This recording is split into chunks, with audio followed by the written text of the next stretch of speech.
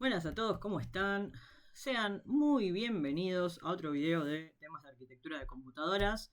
En esta oportunidad vamos a hablar de memoria virtual, modo protegido, específicamente de mapeo de direcciones lógicas a físicas y cómo trabaja la unidad de manejo de memoria.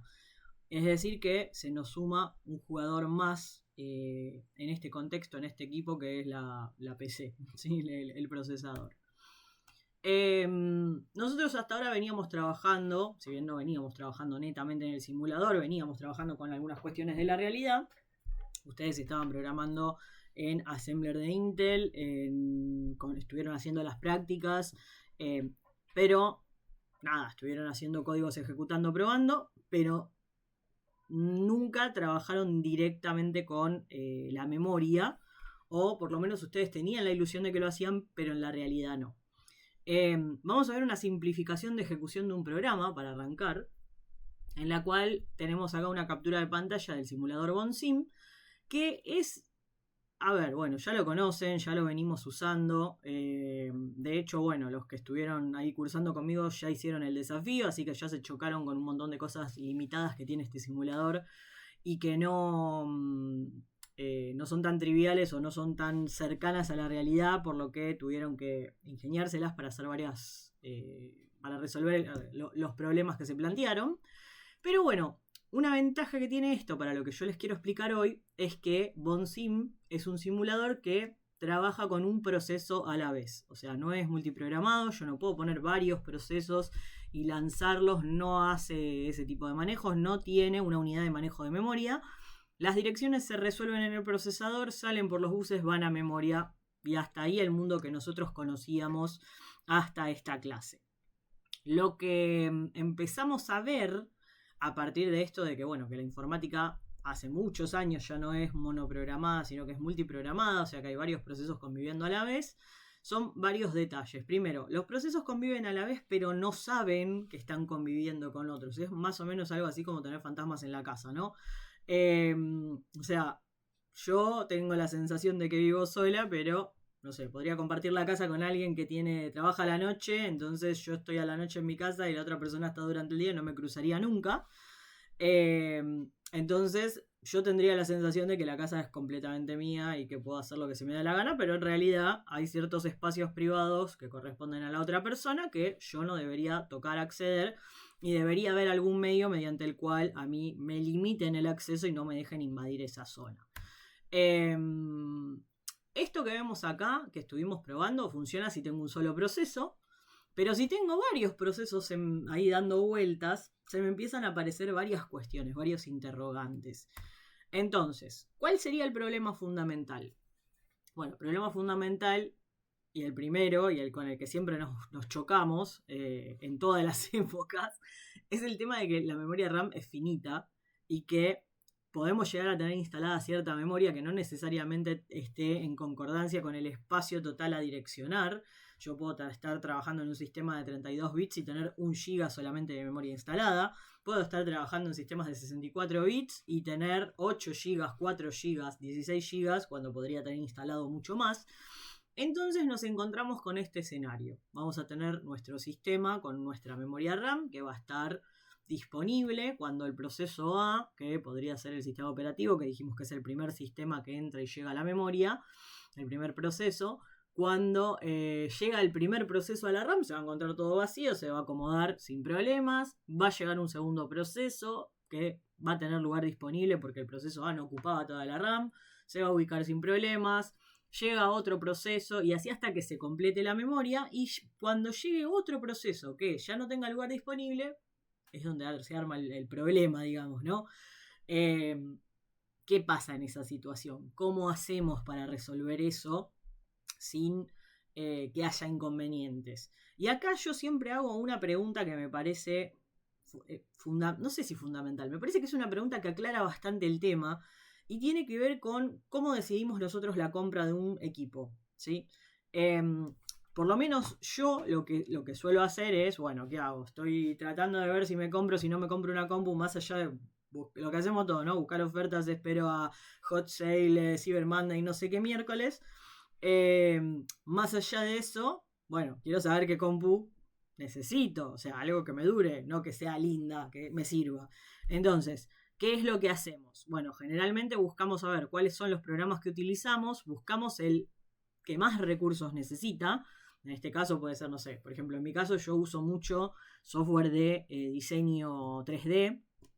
Entonces, tal vez, no sé, el software que yo uso que más consume es, qué sé yo, SolidWorks o Fusion de Autodesk, que como además uso siempre licencias educativas por las universidades, siempre tengo que estar usando la última versión, porque cuando te renuevan la licencia, siempre terminas en que te tenés que instalar la versión más reciente y te van sacando el acceso a las anteriores. Entonces, por un lado no pagas el software, pero tenés que tener una máquina que se la banque. Entonces, en ese sistema, en ese sentido, cuando yo empiezo a buscar qué requisitos necesito para mi compu, además de, bueno, ver CPU, procesador, qué disco, bla, la GPU, todo eso, uno de los ítems fundamentales es la memoria RAM, ¿sí? Qué sé yo, en mi caso, por ejemplo, siempre trato de buscar que la RAM no esté soldada, que sea ampliable. ¿Por qué? Bueno, porque cuando yo voy a ver los requisitos de los software que necesito, del que más recursos necesita, obviamente siempre tengo un rango, o sea, voy a tener lo que es los requisitos mínimos y voy a tener los requisitos óptimos. Entonces, tal vez la inversión inicial que hago en la computadora voy con los requisitos mínimos, pero sabiendo que se puede ampliar y que voy a tener máquina para el rato. Acá viene lo que a mí siempre me dejó, o sea, la primera vez que me abrió la cabeza este tema de memoria virtual, que tiene que ver con hermoso. Yo agarro y me fijo cuál es el software que uso que más consume. ¿Por qué me fijo en ese solo? Si la realidad es que yo, cuando estoy usando la compu, no uso una cosa sola. Uso varias, qué sé yo, estoy diseñando en Solid. Bueno, a la vez me puse música en Spotify. A la vez tengo un chat GPT abierto porque, no sé, hay algunas herramientas que no las usé nunca y quiero saber qué hacen. Y es más rápido, o miro, o tengo a la vez abierto YouTube porque veo un tutorial de cómo hacer determinada función en el software ese. A la vez tengo, qué sé yo, un documento porque voy escribiéndome notas para algo, abro el correo porque justo me llegó un correo, tengo web WhatsApp porque mientras estoy charlando con alguien. Entonces no estoy usando solamente el software que más recursos me está pidiendo, estoy usando un montón de cosas. Entonces la pregunta es, ¿por qué para decidir la compra me fijo en el que más consume y no hago la sumatoria de todos los programas que voy a usar a la vez? Primero porque es imposible, o sea, yo no sé cuáles son todos los programas que voy a usar a la vez. Tal vez mañana se suma otro programa que empiezo a usar muy frecuentemente, no sé, sale un nuevo reproductor de música o otra nueva inteligencia artificial o no sé qué cosa que la uso todo el tiempo y no lo sé, o sea, y no voy a decir, sí, bueno, una opción de compra sería, bueno, voy a comprar toda la memoria que pueda. Bueno, no siempre es posible, ¿no? Y así todo capaz me quedo corto, dependiendo a futuro qué cosas voy a utilizar. Entonces, ¿cómo se hace para resolver eso? ¿Cómo se hace para aislar a esos procesos y que no pase una batalla campal? O sea, que no pase esto en la memoria. O sea, básicamente que los programas los procesos empiecen a pelear para sacar a otros y tomar ese lugar. Bueno, hay un par de cosas que entender antes de entender cómo se hace para que no lleguemos a esta situación. Primero, ¿cuánto espacio podemos direccionar? Si usamos como base un sistema de 32 bits, sabemos que podemos direccionar 4 GB. Ahora, esos 4 GB podemos tenerlos instalados o no en memoria. Y además, dentro de esos 4 GB no solamente vamos a tener memoria RAM, podemos tener RAM, ROM, periféricos y otras cosas. Podemos tener instalado un solo GB de RAM y el resto que sean otras cosas. Entonces, si yo virtualmente puedo direccionar hasta 4 GB, ¿por qué no usar eso a mi favor para poder correr, para poder cargar en un mapa ficticio, que nosotros vamos a llamar mapa virtual, el proceso completo y asignarle un espacio de memoria y a partir de ahí después ver cómo se mete eso, se acomoda en el espacio físico, sabiendo que el proceso va a tener su espacio privado, pero que no va a ser un espacio real. Pero que yo sé que si ocupa 4 GB, lo voy a poder de alguna manera correr. Acá empieza a surgir el concepto de que una cosa es el espacio virtual, que es donde el sistema operativo, cuando yo le indico que quiero iniciar un programa, crea el proceso asociado a ese programa y le da su espacio de direcciones que no necesariamente va a coincidir, o que prácticamente nunca va a coincidir, con dónde va a estar después ese proceso en espacio físico. Entonces, ¿qué es lo que me da, qué es lo que me deja, qué me suma esto de tener por un lado un espacio lógico o memoria virtual con respecto a un espacio físico? Bueno, primero que nada me permite la multiprogramación, o sea, yo voy a poder trabajar con varios procesos a la vez porque cada uno va a tener su espacio sin estar pendiente de que hay otro proceso. Yo claramente cuando programe no voy a estar pensando, el usuario seguramente tiene 15 programas más abiertos, así que voy a tratar de reducir al mínimo lo que ocupa mi proceso, mi programa, así no tengo inconveniente. No tengo ni idea, yo hago mi programa y se terminó, después que los recursos se manejen de otro lado. Para poder aislar el proceso también, porque así sabemos que no estamos invadiendo espacio de otro, eso también se va a encargar otro dispositivo de asegurarse que los procesos no invadan zonas de memoria que no les corresponden, para optimizar recursos, porque tal vez varios procesos comparten una librería, no sé, todos usan printf, por ejemplo, bueno, esa librería no la voy a cargar, si tengo 5 procesos que usan printf, voy a cargar esa librería una sola vez, no 5. Y bueno, y por último, para desacoplar de la ubicación física. ¿Por qué es importantísimo desacoplar de la ubicación física? Bueno, nosotros venimos hablando de que la memoria RAM es una memoria volátil y que va cambiando y que nunca sabemos en qué posición de memoria van a caer los procesos cuando nosotros los querramos ejecutar. Hay un paso más de esto, no es solamente que no sabemos dónde van a caer los procesos cuando los querramos ejecutar, sino que lo que vamos a ver ahora es que los procesos ni siquiera se van a mantener en el mismo lugar de memoria durante todo su proceso de vida. O sea, durante todo su tiempo de vida, que es la ejecución, ni siquiera tengo garantía de que ese proceso esté siempre en la misma posición de memoria. Y esta es la magia que hace que pase toda la... O sea, que se pueda trabajar con multiprogramación, ¿sí? Bien. ¿Qué pasa con el espacio físico? Bueno, ahí es donde realmente voy a tener las instrucciones, los datos, el proceso y todo lo demás. Seguimos teniendo una unidad que va a decodificar. Vamos a tener todo lo que vimos de conexión de cables de codificación y todo eso sigue tal cual. Pero lo que pasa es que se me suma una unidad antes de esto, que es la unidad de manejo de memoria, que lo que va a hacer es un nexo entre este espacio virtual de direcciones, que yo le voy a asignar, el sistema operativo le va a asignar al proceso en cuestión, y donde realmente están las cosas cuando yo llego por los cables, ¿sí? O sea, voy a tener una dirección lógica, que va a ser la que se asigna en la memoria virtual, que va a pasar a la MMU, que es la unidad de manejo de memoria, y esa MMU va a tener una tabla que va a varias tablas, mediante las cuales va a hacer una traducción de esa dirección para ver en memoria física a dónde está ese dato. ¿Qué cosas podrían pasar en esta situación? Bueno, podrían pasar que esté la información en la tabla y yo pueda ir y llegar a donde quiero llegar, o podría pasar que no esté, porque no me alcanza la memoria, porque todavía no se cargó ese pedazo, ese segmento, ese dato o lo que sea. Y en esa situación, la unidad de manejo de memoria lo que va a hacer es sacar una excepción que le va a avisar a el sistema operativo que no tiene la información que se está pidiendo. Y ahí el sistema operativo va a accionar para poder ubicar en memoria la información a la que se quiere acceder, actualizar las tablas de la MMU y decirle que vuelva a intentar para llegar finalmente a la información, ¿sí? Eso es lo que se conoce como fallo de página, aunque todavía no vimos que es una página. Bien. Entonces, ¿qué hace? Redondeando un poco la idea, la MMU es el hardware que traduce direcciones lógicas en físicas.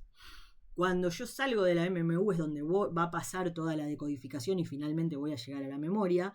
Brinda seguridad porque además también va a chequear ciertos permisos, o sea, yo voy a tener diferente información según a dónde quiera acceder. Voy a saber si voy a estar accediendo a un espacio de datos, de código, a la pila, si el espacio al que quiero acceder puede acceder el usuario o solamente puede acceder el sistema operativo. Entonces, dependiendo de todos esos chequeos que haga, va a finalmente acceder a la posición de memoria o va a dar un fallo. Bueno, y es el elemento fundamental para permitir correr procesos mayores al espacio físico disponible, ¿sí?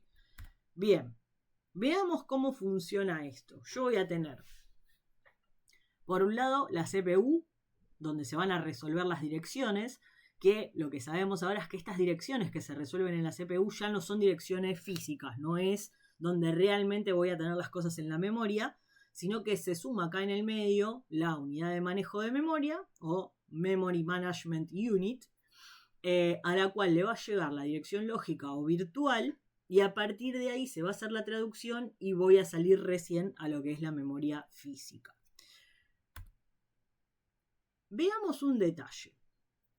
Nosotros hasta ahora lo que estamos queriendo ubicar son procesos enteros. Dijimos, bueno, listo, agarro este proceso que ocupa un X tamaño, yo podría fijarme, es más, lo voy a hacer porque esa es la magia. Así que mientras les voy contando esto, voy a abrir un administrador de tareas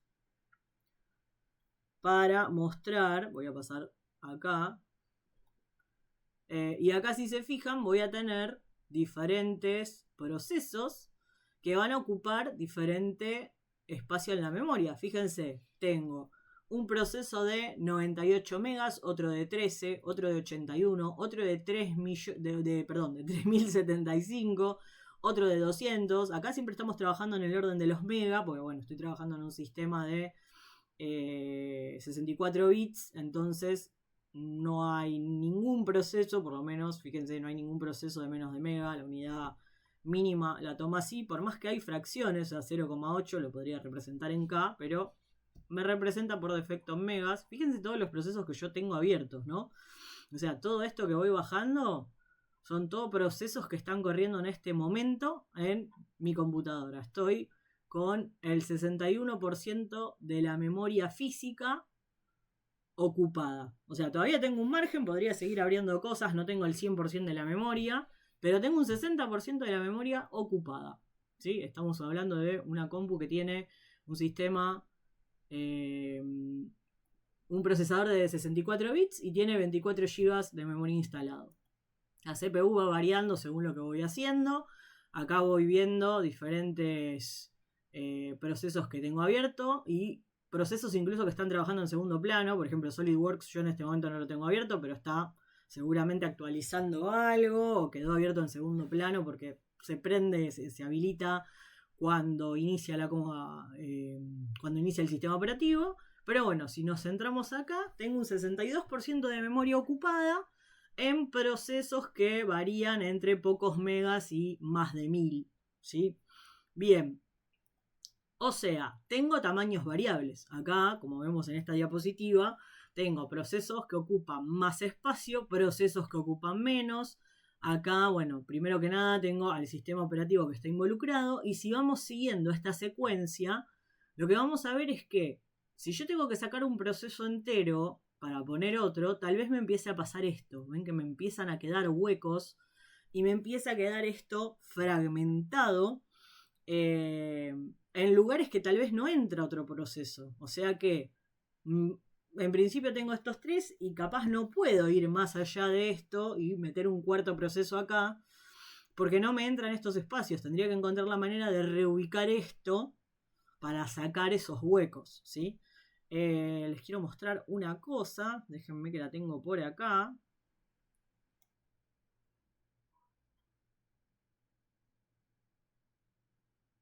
Entonces, lo que les quería mostrar, hubo cambio de vestimenta entre medio y todo, fue más larga la pausa de lo que pareció. Entonces, a lo que les quería mostrar, veamos este pequeño video. Ustedes dirán qué tiene que ver esto con la memoria, pero si miramos, fíjense que tengo un montón de autos estacionados en una cuadra. Claramente el espacio de la cuadra no está lleno, lo voy a poner una vez más. O sea que podríamos hacer la correlación con la segmentación de memoria. O sea, claramente no hay lugar para que estacionen autos entre medio, pero hay demasiado espacio entre medio de esos autos, como si hubiera estacionado una camioneta, se fue, vino un auto y así. Y eso hace que no esté aprovechado el espacio, pero tampoco se pueden estacionar más vehículos. Bueno, lo mismo, esto mismo, ya está, basta. Esto mismo es lo que pasa. Es lo que pasa acá. Fíjense que es lo mismo, es como que estos procesos están mal estacionados y alguien tendría que venir y acomodarlos. Entonces, el hecho de cargar todo el proceso junto termina generando un problema de segmentación externa, o sea, segmentación en la propia memoria que no es tan conveniente, no está bueno. Así que, para poder evitar esto, se pensó un sistema que es el sistema de paginación. Hay un sistema intermedio que es el sistema de segmentación, que básicamente es esto, o sea, el sistema de segmentación le da a cada proceso su tamaño, digamos, o sea, un espacio variable en memoria, y eso hace que cuando yo necesito bajar un proceso o parte de un proceso para meter otro, se generen estas segmentaciones. ¿Cómo se resolvió esto? Bueno, esto se resolvió con un mecanismo que se llama paginación, que ustedes ya lo conocen, y si no, si esto lo están viendo directamente en video, lo van a conocer ahora. Que el sistema de paginación lo que... o sea, ¿cómo funciona? El sistema de paginación consiste en agarrar la memoria, dividirla en segmentos de tamaño fijo, o sea, no de tamaño variable, todas las páginas tienen el mismo tamaño, con lo cual yo puedo agarrar y decir, bueno, a ver, voy a definir un tamaño de página. ¿Qué tamaño? No sé, por ejemplo, 4K, que es el tamaño que definió Intel para sistemas de 32 bits. Listo, 4K, agarro, tengo, no sé, 1 GB de memoria, ese GB lo divido entre los 4K que ocupa una página. Y en base a eso digo, bueno, tengo para meter en memoria física X cantidad de páginas. Yo sé que puedo dirigir 4 GB en sistemas de 32 bits. Si tuviera un solo GB instalado, claramente en realidad yo puedo direccionar 4 veces más que lo que tengo, pero con la memoria virtual lo puedo llegar a resolver justamente porque estoy trabajando página a página. ¿Cómo va a funcionar esto? Bueno, esto va a funcionar así. Voy a tener un proceso que va a ocupar una cierta cantidad de páginas. Voy a dividir ese proceso en las páginas que necesite para ocupar el espacio, o sea, el tamaño de ese proceso. Y cada una de estas páginas la voy a cargar en memoria virtual. O sea, en memoria virtual va a estar una abajo de la otra, ordenaditas, preciosas.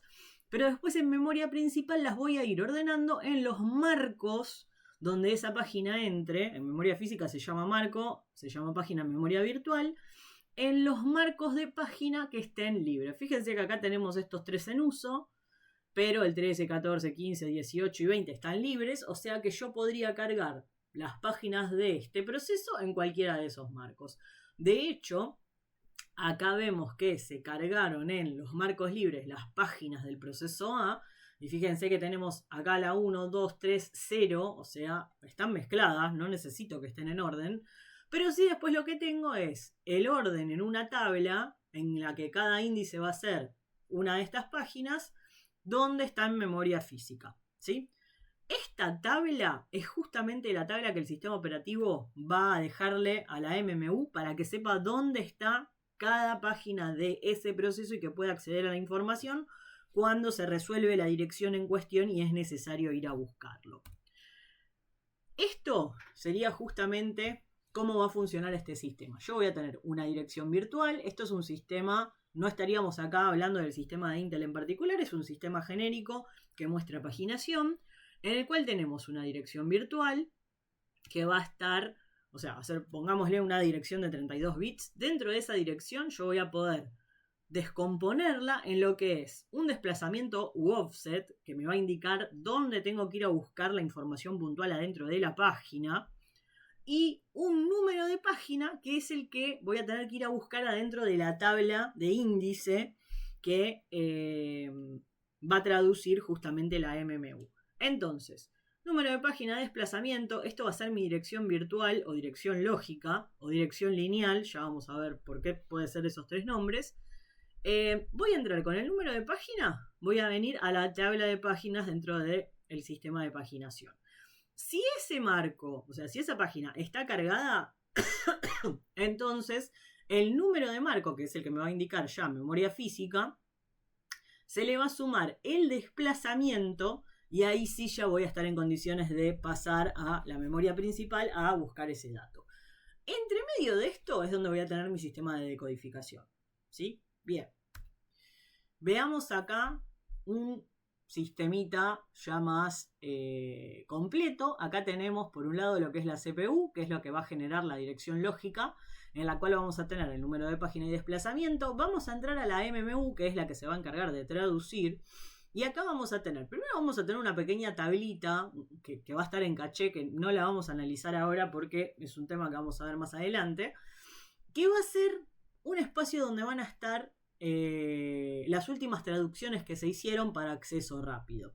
Si no está acá, que va a ser el primer lugar en el que voy a buscar, entonces voy a ir a buscar directamente en la tabla de páginas y voy a ver si en esa tabla está o no está efectivamente la página a la que quiero acceder. Si la página está, bueno, voy a actualizar la TLB, voy a ir al marco de página, o sea, ya voy a tener lista la traducción y voy a ir a la página en cuestión en memoria física. Si no está la página, entonces eso me va a generar una excepción que es un fallo de página que va a disparar el mecanismo mediante el cual el sistema operativo va a traer a la página esa a RAM. ¿A dónde? Bueno, a algún lugar que esté vacío o va a tener que bajar alguna página que ya esté previamente en memoria para cargar esta página nueva.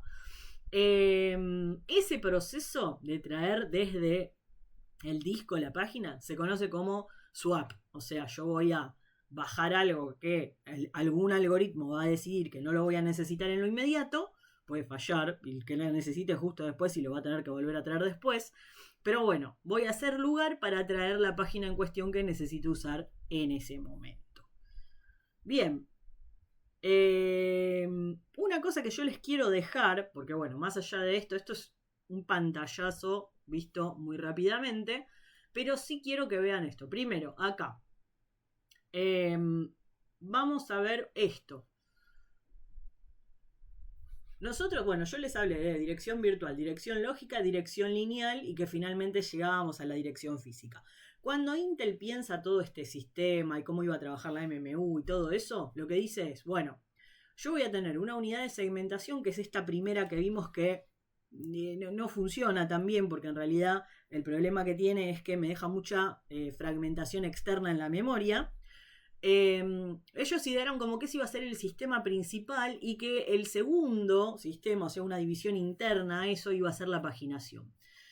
En la práctica eso no funcionó, entonces la segmentación en sí no se utiliza y se usa directamente la paginación. Como la segmentación no la puedo desactivar porque es el mecanismo principal que ideó Intel, lo que sí puedo hacer es declarar como que toda la memoria es un gran segmento. Tomo como que todo esto es un segmento, hay un solo segmento. Eso se conoce como modo flat. Entonces a partir de ahí trabajo con la unidad de paginación y de esa manera entonces la dirección lógica sería la misma que la dirección lineal y a partir de ahí paso a la dirección física. Por eso les mencioné antes que dirección lógica, dirección lineal y dirección virtual eran lo mismo en principio para lo que vamos a trabajar nosotros y que finalmente a partir de ahí vamos a llegar a la dirección física. Bien, ¿qué me interesa que sepan de acá? De acá me interesa que sepan esto. ¿Cómo se forma la dirección lógica? Voy a tener, por un lado, un par de bits que van a indicar si está... A ver. Van a indicar si está o no en memoria, van a indicar el nivel de privilegio y finalmente voy a tener la dirección en cuestión. Voy a tener un par de tablas. Bueno, esto no lo voy a mencionar ahora porque sí lo que me interesa es dos cosas. Primero, que sepan que existen diferentes registros que van a funcionar para poder llegar a las traducciones. Y lo que sí me interesa que sepan es que Intel, y eso no lo tengo acá, lo tengo en la otra. Ahora voy a pasar de diapositiva. Sí, voy a pasar a la otra. Bien, voy a pasar a esta. Porque lo que me interesa que sí se lleven de acá es que Intel pensó un sistema de paginación, esto, en el cual dijo, ok, voy a tener obviamente la dirección de 32 bits, pero el formato de la dirección no va a ser un offset y la tabla de páginas en cuestión, sino que yo quiero tener dos índices. O sea que es un nivel de son dos niveles de jerarquía. Ahí está, no me salía, perdón. Entonces, por un lado voy a tener un directorio que me va a llevar a o sea, va a tener una lista de tablas de página y cada tabla de página me va a llevar a una cantidad de páginas. Como Intel pensó este sistema para trabajar con 4K, tanto el directorio como la página, como la tabla de página, como las páginas van a tener todas el mismo tamaño, que van a ser 4KB, ¿sí? ¿Qué quiere decir esto? Tengo 4 kilobytes de información en un sistema de 32 bits, o sea que si yo esto lo pensara en una matriz de memoria, lo tendría que pensar como que tengo 4 columnas y 1024 filas por cada página. Entonces, tanto el directorio como la tabla de páginas van a tener 1024 entradas, pero la página en cuestión va a tener 4 kilobytes de información, porque yo voy a entrar a nivel byte. O sea, cada byte, voy a poder direccionarme a cada byte para poder tomar la información de ese lugar, de esa página. Bueno, esto, cómo funciona, que ya se los mencioné antes. Y lo que sí me interesa es esto. Esto me parece recontra fundamental, porque acá básicamente tenemos el esquema completo de paginación. Nosotros vamos a tener un registro que es el CR3, que me va a indicar dónde arranca la tabla de directorio. Entonces, ¿cómo se va a descomponer esto para poder hacer la traducción? Vamos a tener, por un lado, los 12 bits menos significativos me van a dar el offset, que va a ser exactamente el byte al que tengo que acceder adentro de la página. La tabla de página lo que va a hacer es indicarme, o sea, estos 10 bits de acá me van a indicar cuál es la entrada que tengo que seleccionar dentro de la tabla de página para poder llegar a la página física.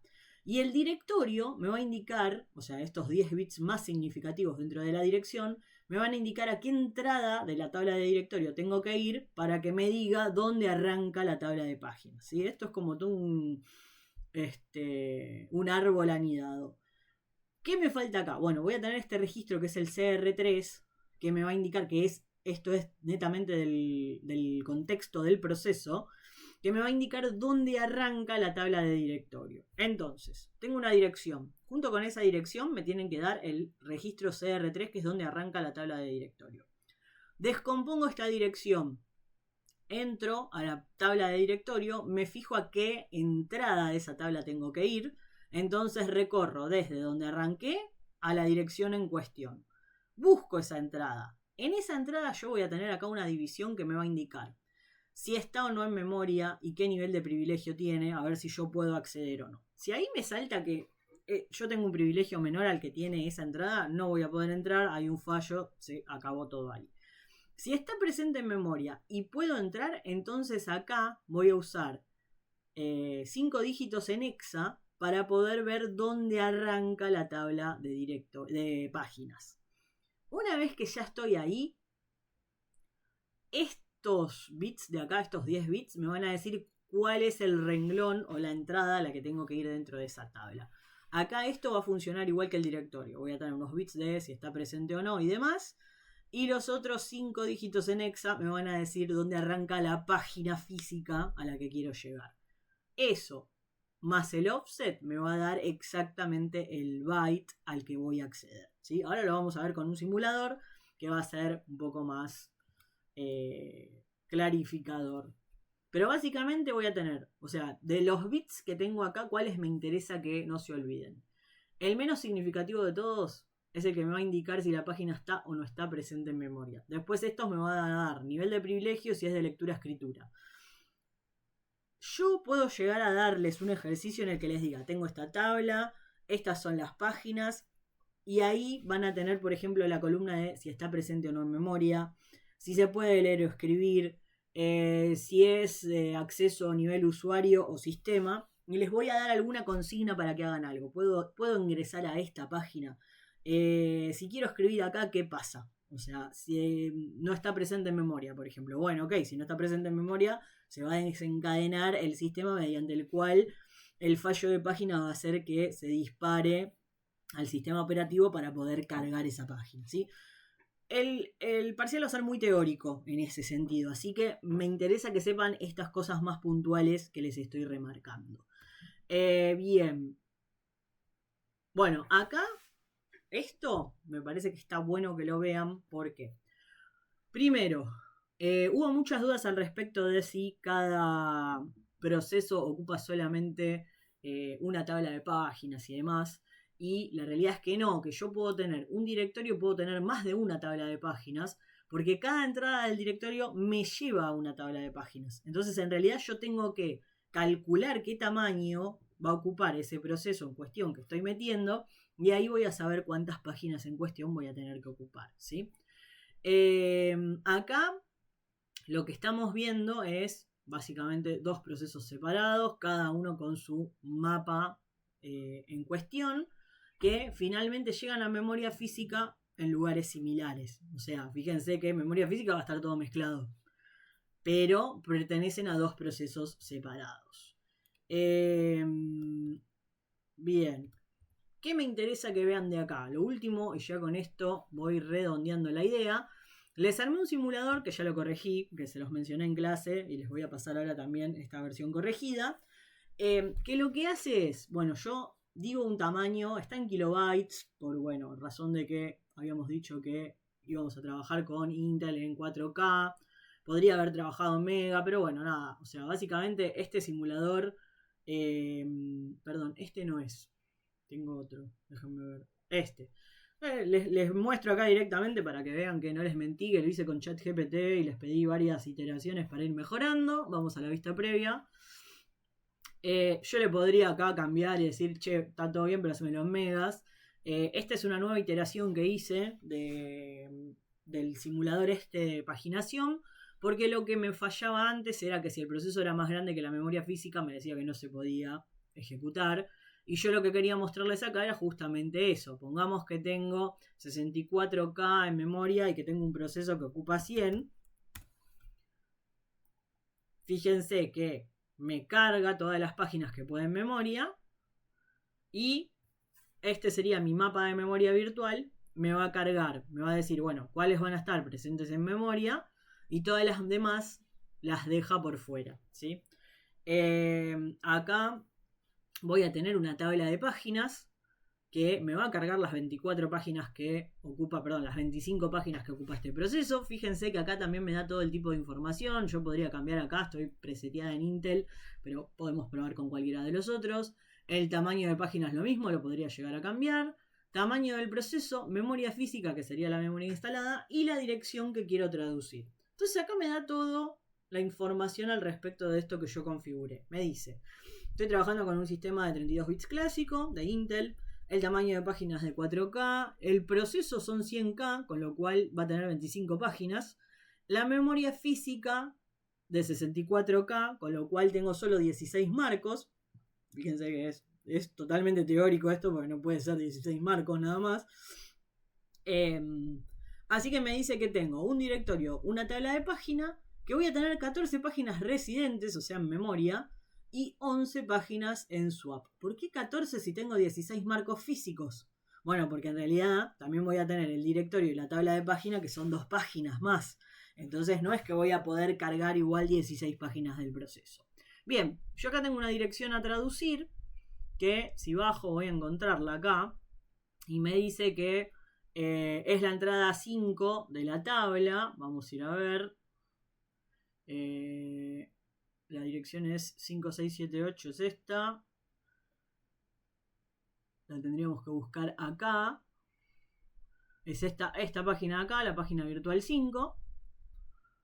Entonces tengo que ir a la entrada 5 de la tabla. Acá, página virtual 5. Voy a estar acá. La dirección física en cuestión va a ser esta, la base, 0600. Y me muestra finalmente cuál es la dirección traducida. Yo podría agarrar y decir, bueno, bárbaro, ¿qué pasa si yo digo, ok, la dirección que quiero traducir es 0110, a ver, no, 01 0234, vamos a poner. Entonces, vamos a poner acá 10234. Simular. A ver qué me dice. Bien, fíjense, me dice La dirección virtual pertenece al proceso, pero la página no está cargada en RAM. La MMU detecta que P es igual a 0 en la entrada de tabla y genera un fallo de página. Luego interviene el sistema operativo, busca la página en swap, selecciona un marcado físico y actualiza la tabla de página. No me hace la actualización, fíjense que igual acá sigo estando hasta la página 13, lo debería hacer, es una iteración más que se puede hacer, pero sí me dice todo el proceso, o sea, que pasa fallo de página y lo que pasaría después, ¿sí? Esto es lo que a mí me interesa que vean. ¿Qué otra cosa me interesa? Esto. Pongamos que yo acá tengo 6400 de memoria física y tengo un proceso que ocupa 5500. Fíjense esto, yo puse un proceso que tiene 5500 kilobytes. O sea que el tamaño de la cantidad de páginas que tiene ese proceso son 1375. Dijimos que cada tabla tiene 1024. Fíjense que acá me dice tabla de páginas 0, va desde 0 hasta 1023, o sea, 1024 entradas. Las demás van a estar en otra tabla de páginas, ¿sí? Entonces, acá, si bien todas están presentes, porque puse una memoria mayor, podría haber puesto una memoria diminuta, lo que va a pasar, bueno, esto es re largo porque me pone página por página, pero básicamente yo acá puedo traducir cualquier página y todas van a estar en memoria, ¿sí? Puedo modificar esto, puedo agarrar y decir, bueno, no, la memoria física va a ser 2400, entonces tengo 600 marcos y tengo 1300, o sea, tengo más del doble de páginas que me quedan por fuera. Entonces, bueno, ahí sí va a empezar a pasar esto de que voy a tener mucho swap.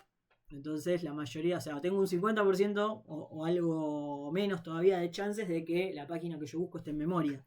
¿Qué pasa cuando el swap es muy alto? Que eso es algo que también me interesa que sepan.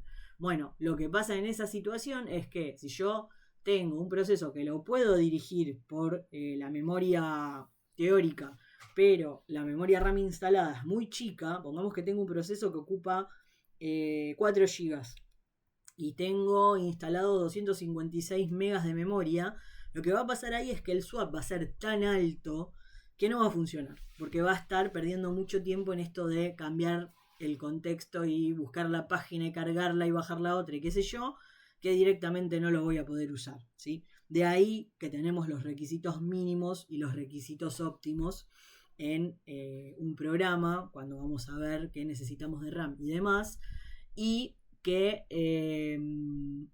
con menos del mínimo no funciona o funciona de una manera muy inestable y no me da garantías, ¿sí? Así que bueno, espero que se haya quedado el tema bastante claro. Obviamente me pueden hacer cualquier consulta. El ejercicio del parcial va a ser más bien apuntando a la teoría de esto.